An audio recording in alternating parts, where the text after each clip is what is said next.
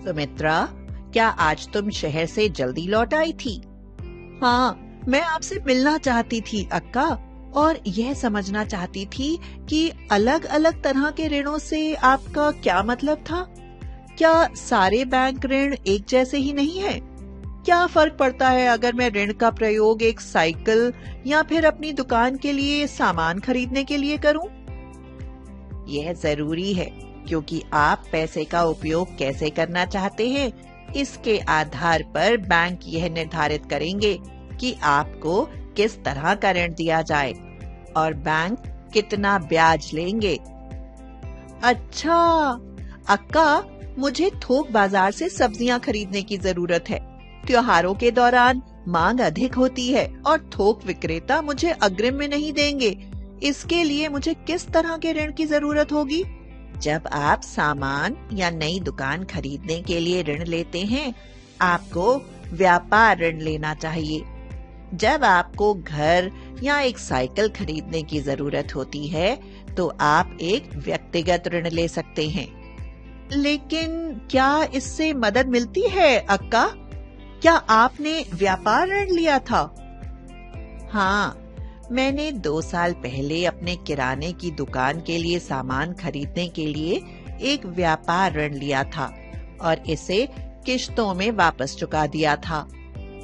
यह महाजन रमेश से ऋण लेने से कैसे अलग है? वह तुरंत नगद में पैसे दे देता है।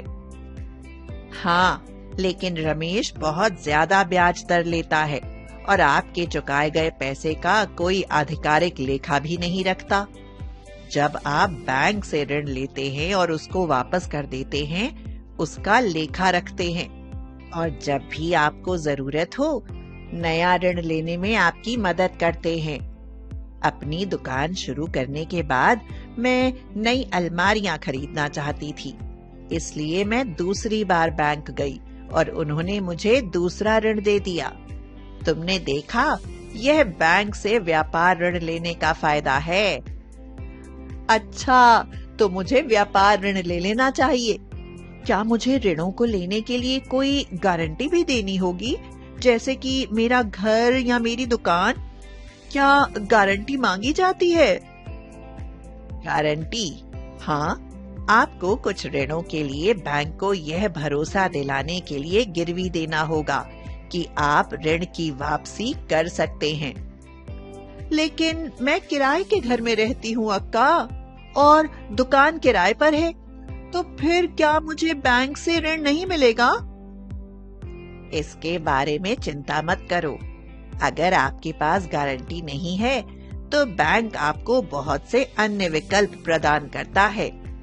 गारंटी वाले ऋण के मुकाबले ब्याज दर थोड़ी ज्यादा होगी, लेकिन जो रमेश लेता है उससे तो काफी कम ही होगी। कुछ संस्थान आपको आपके हस्तांतरण इतिहास के आधार पर भी ऋण देते हैं। इसके बारे में हम कभी बाद में बात करेंगे। ठीक है, लेकिन मुझे बहुत सारे दस्तावेज लाने और बैंक जाने की हड़बड़ी पसंद नहीं है।